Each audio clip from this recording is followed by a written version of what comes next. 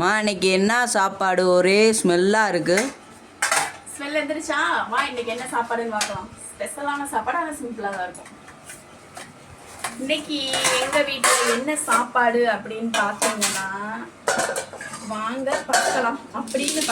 வாங்க பார்க்கலாம் என்ன சாப்பாடு அப்படின்னு பார்த்தீங்கன்னா சுட சுட ஒயிட் ரைஸ். கிட்டக்க காமிடா. இவனுக்கு அவன் குளிச்சுட்டு வர்றதுக்குள்ள அவசரம், சாப்பிட்றதுக்கு பசிச்சிருச்சான் என் மையனுக்கு. சுட சுட ஒயிட் ரைஸ் ஆவி பறக்குது பார்த்தீங்களா. அதுக்கப்புறம் இன்னைக்கு நம்ம வீட்டில் குழம்பு கிடையாது. அதுக்கப்புறம் என்னன்னு பார்த்தீங்கன்னா மீன் கிரேவி. இதுக்கு பேர் வந்து மீன் பூண்டு கிரேவின்னு சொல்லுவாங்க, கார்லிக் கிரேவி. பார்த்தீங்களா?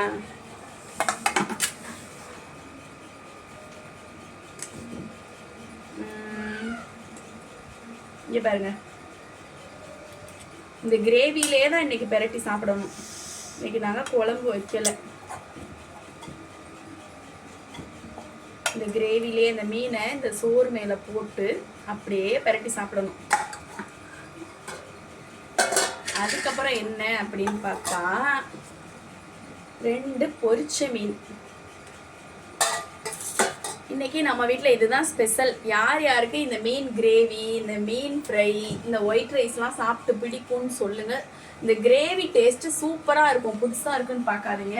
இந்த ஒரு மீனை தூக்கி இந்த சாப்பாடில் வச்சு பெரட்டி சாப்பிட்டா சூப்பராக இருக்கும். சாப்பிட்டு பாருங்கள். நான் உங்களுக்கு வந்து லிங்க் வேணும்னா நான் தர்றேன் எப்படி செய்யணும்னு சொல்லி. வீடியோ பிடிச்சிருந்தா லைக் பண்ணுங்கள். ஓகே, பாய்.